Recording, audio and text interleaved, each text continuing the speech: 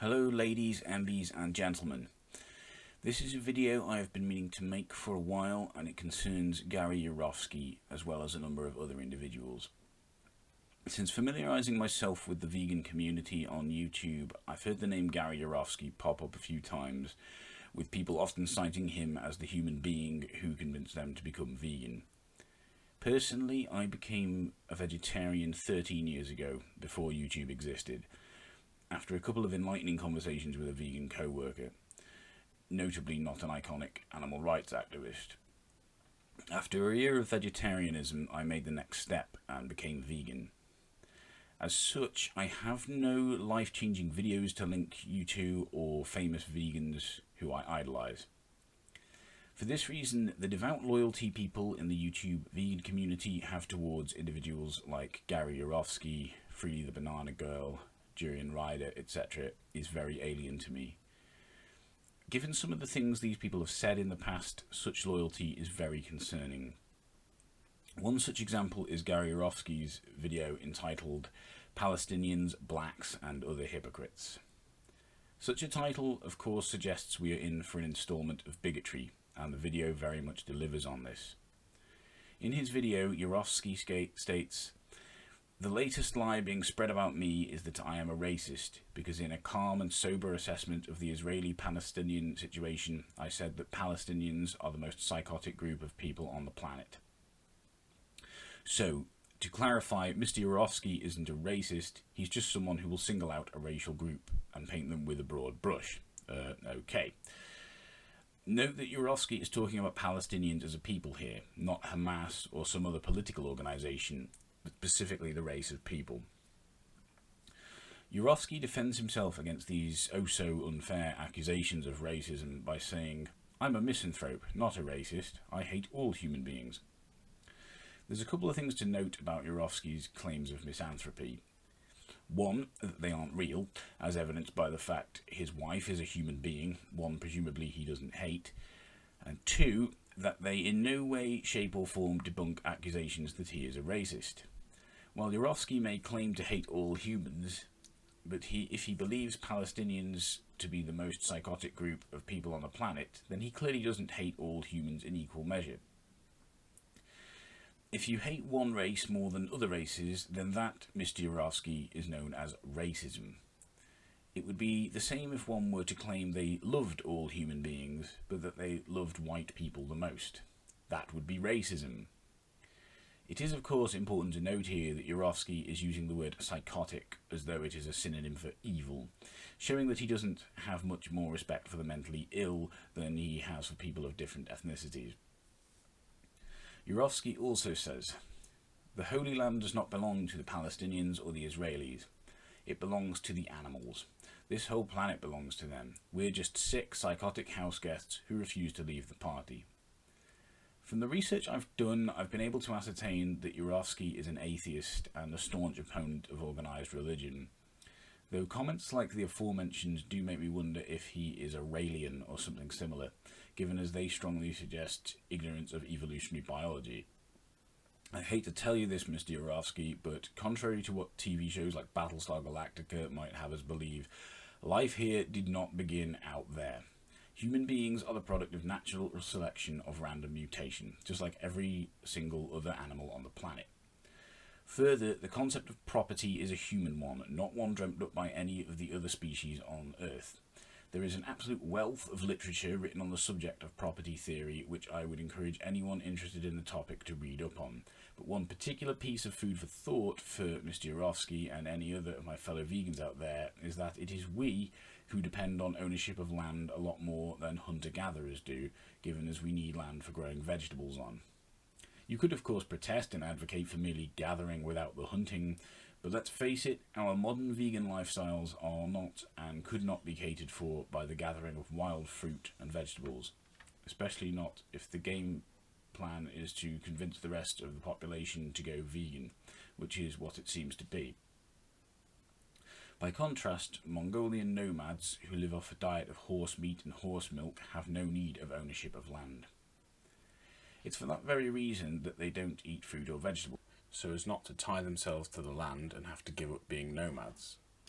Another thing that intrigues me is as to what hierarchy Yourofsky assigns to non-human animals who apparently own the planet. Does he think they all have equal ownership of it, like some sort of anarchistic collective? Does he think lions and zebras would peacefully coexist with each other on the African plains if humans buggered off back to the planet Kobol? A conservationist, of course, could argue that a natural predator such as a lion is unlikely to hunt its prey, such as a zebra, to extinction, and that the endangerment of both species is down to human activity. But that itself is a result of natural selection, given that a prey that can't replenish its population enough to compensate for the portion that is eaten by predators would not have survived into the modern age. Predators don't choose prey that has a good reproduction rate, rather prey that with a good reproduction rate is all that's left on the menu, given as all the other prey didn't reproduce enough to make up for members of the population that got eaten, and as such died out. In short, lions are not conservationists. Perhaps more importantly though, given as we are dealing with people who believe in the concept of speciesism here, conservation doesn't generally treat animals as individuals with agency, rather it treats them as a homogeneous group that simply needs to be conserved. Deaths of individual animals are fine from a conservationist perspective, just so long as such deaths are not so numerous as to render the species extinct. So the extinction of the human race, something Yourofsky is notably not volunteering himself for, while it may well help conserve the animal kingdom, it wouldn't in itself eliminate the suffering of individual animals, particularly those that are preyed upon. In his video, Yourofsky also states, "I even hate vegans, but I remain a vegan activist because vegans cause the least amount of harm to the animals and the entire planet." Nope. Sorry, Mr. Yourofsky, but while individuals such as you and I have certainly reduced the negative impact we have on the animals and the planet by going vegan, we are not causing the least harm. The least harm is caused by those who have removed themselves from existence altogether, and such people no longer accidentally step on insects, travel around in cars, use up any resources, etc. So why haven't you and I followed suit, Mr. Yourofsky?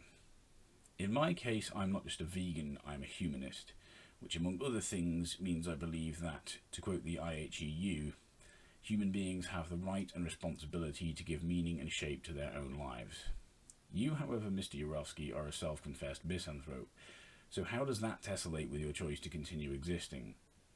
Perhaps you feel the work you do spreading the message, or more accurately your message, of veganism to the masses somehow justifies your continued existence.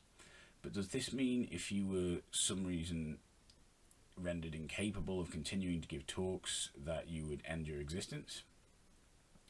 Given as I am not a misanthrope, I feel duty bound to say to anyone watching that if you are considering ending your own existence, then I appeal to you not to do this and to seek help. I will post some links in the description. Yourofsky has also argued that speciesism is the first form of hatred we teach to children.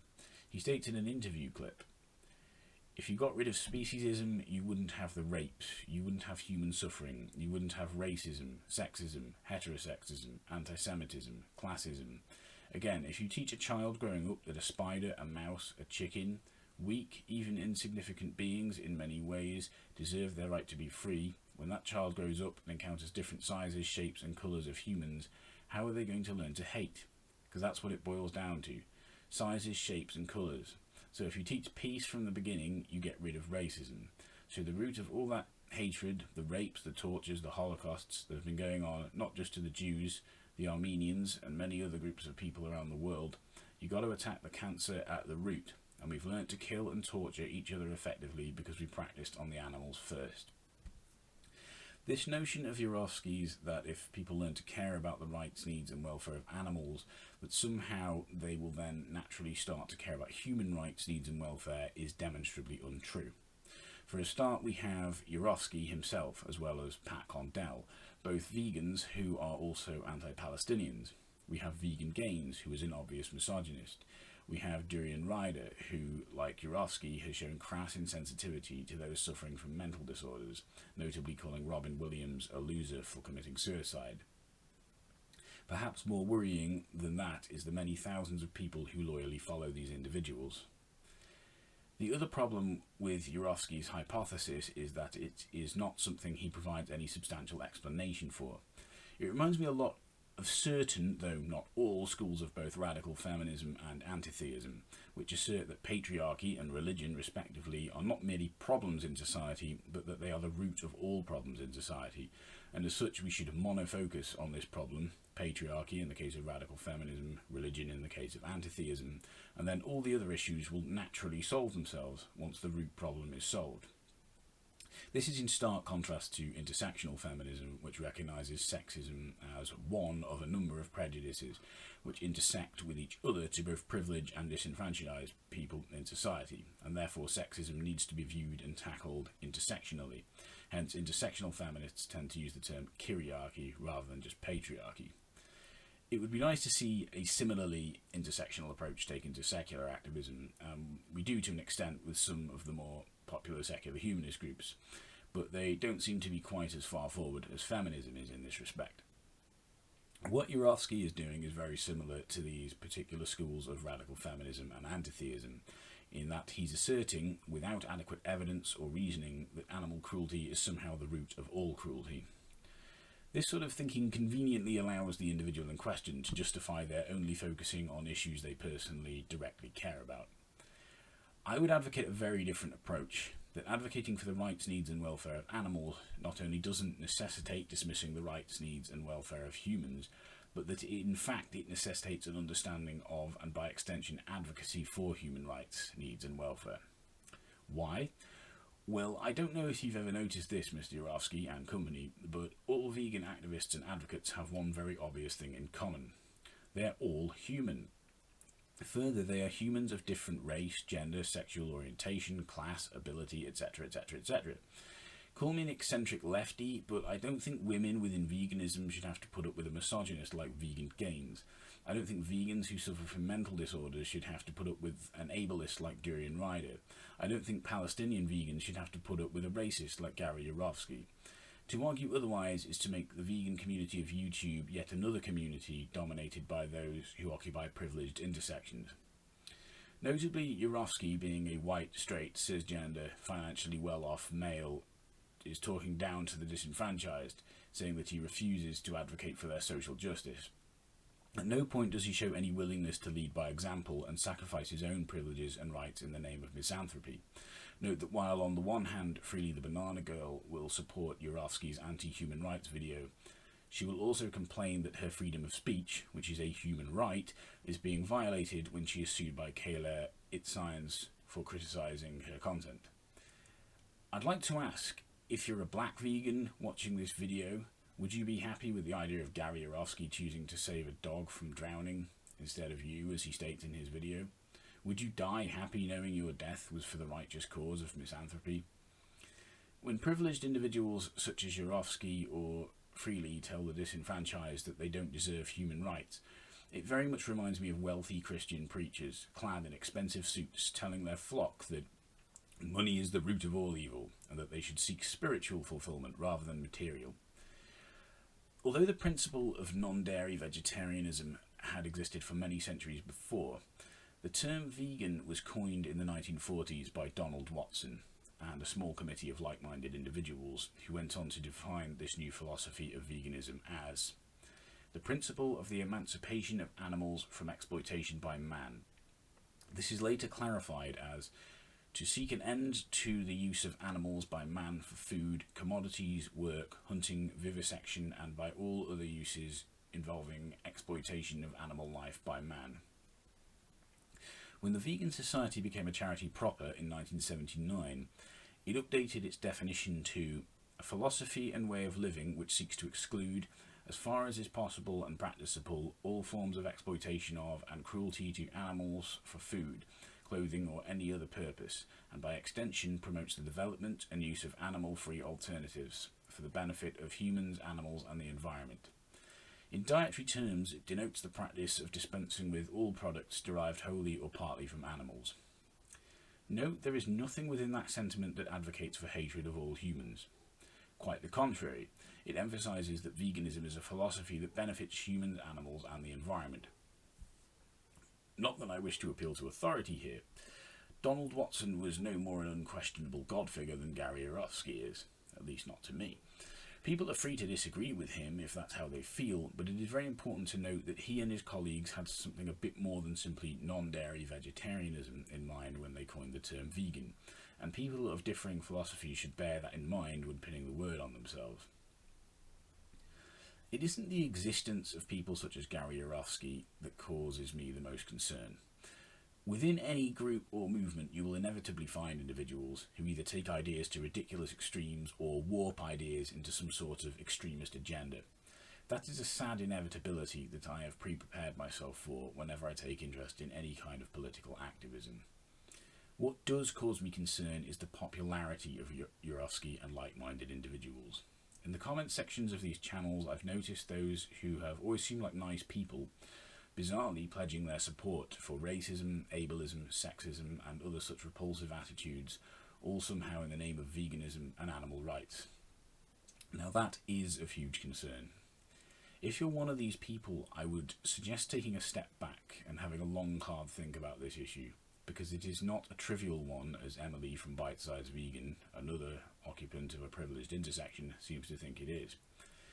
Do you really feel the fact Gary Yourofsky got you into veganism means you are so indebted to him that you won't call him out on his bigotry? Do you really think that Gary Yourofsky saying the victims of the Nepal earthquakes deserved to die, including children, and the people shouldn't donate to the relief funds is okay? I don't want to hear your rationalisations. No, what he meant was, or other such patronising claims that I have somehow misunderstood what is being said. I want you to view this for what it is, not what you would like it to be. On the subject of bite-sized vegan, unsurprisingly, Emily's video on this issue really pissed me off. In her video, she says on the subject of hero worship, when we take community leaders, celebrities, or really anyone and put them up on an inhuman pedestal, we believe everything they say without question and see them as our leader and even more our saviour. Okay, no problem so far, but then she goes on. Until the time they invariably act human, as humans are wont to do, and then we get pissed and we're horrified, even betrayed and become disillusioned. And honestly, that's on us. It's not fair to expect someone, anyone, to be everything you need and want them to be all the time. By expecting community leaders and celebrities to not be racists, sexist, ableists, or any other manner of bigot, I am certainly not expecting anything superhuman of them. On the contrary, I am expecting nothing less than the very basic level of human decency I would expect from anybody else. What Emily is actually seriously saying here is that by expecting Gary Yourofsky not to talk about Palestinians as some sort of subspecies, and not to say black people aren't worth as much as dogs, and that Nepalese people, including children, deserve to die in an earthquake, that somehow I'm just expecting too much of him, that I am making unreasonable, superhuman demands of him. She goes on. We waste so much time and energy nitpicking each other and tearing each other down, and where exactly does that get the animals? Now, vegans, we can sit here and debate all day as to what is the most effective form of activism, what is helping the movement and what is hurting it. Well, I'll tell you one sure thing, action helps, inaction does not, and nitpicking, name-calling and tearing each other down is a form of inaction. Here I must of course call bullshit. Firstly, on Emily's describing the disagreement individuals such as myself have with Gary Yourofsky, comparing black people to dogs, saying Nepalese people, including children, deserve to die in earthquakes, and that Palestinians all suffer from psychosis, as nitpicking. Nitpicking, at least in my vocabulary, refers to focusing on things that are fairly insignificant in the grand scheme of things. I most certainly do not consider issues such as racism, sexism, ableism, and so on to be insignificant. Further, to describe them as insignificant is in itself to be racist, sexist, ableist, and so on, as it betrays a lack of concern for disenfranchised groups. Secondly, Emily infantilises Yourofsky's critics by trivialising their quite understandable anger as name-calling. So just to recap here, Yourofsky describing Palestinians as psychotic and Nepalese people as scum, that's just an ordinary human failing that we should all cut him some slack for. But people calling him an asshole or such similar for it, apparently that's name-calling, and we all should feel thoroughly ashamed of ourselves. As for tearing down, well, it certainly isn't a form of inaction. Inaction means just that, not doing anything. She continues, It's not productive, and it sure as hell doesn't help the dairy cow whose child was just taken from her. It doesn't help the male chick on the conveyor belt about to be tossed alive into a grinder. It doesn't help the sheep slowly dying from the infected wound from careless shearing. And it doesn't help the pig strung up over an electrified bath. Well, no, criticising people like Gary Yourofsky doesn't help cows or chickens or sheep or pigs, but then neither does Gary Yourofsky describing Palestinians as psychotic or saying Nepalese people deserve to die or comparing black people to dogs. Further, criticising people like Gary Yourofsky for saying such things in no way, shape or form hurts cows, chickens, sheep or pigs. Perhaps his critics should add the addendum, no animals were harmed in the making of this comment, to the comments they post, just to really drive this message home.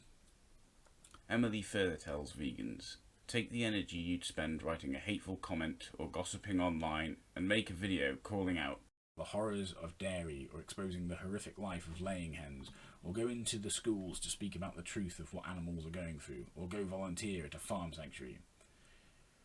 I'm not sure if Emily entirely understands how little energy is expended in the writing of a YouTube comment, if she thinks it is anywhere similar to the amount of energy required to organise talks in schools or to volunteer in a farm sanctuary.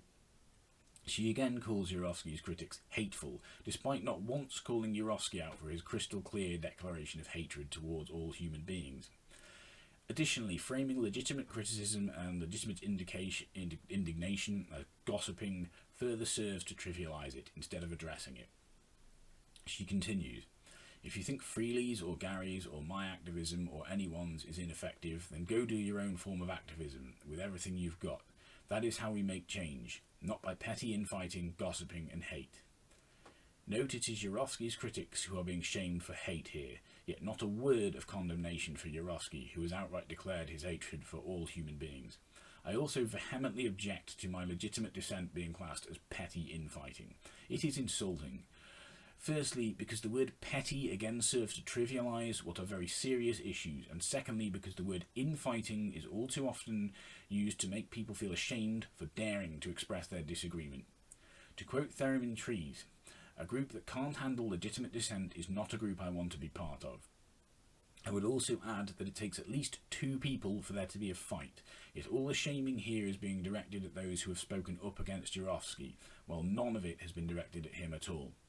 This sends out the message that Gary Yourofsky can throw as many punches as he likes at whoever he likes, but shame on them if they fight back.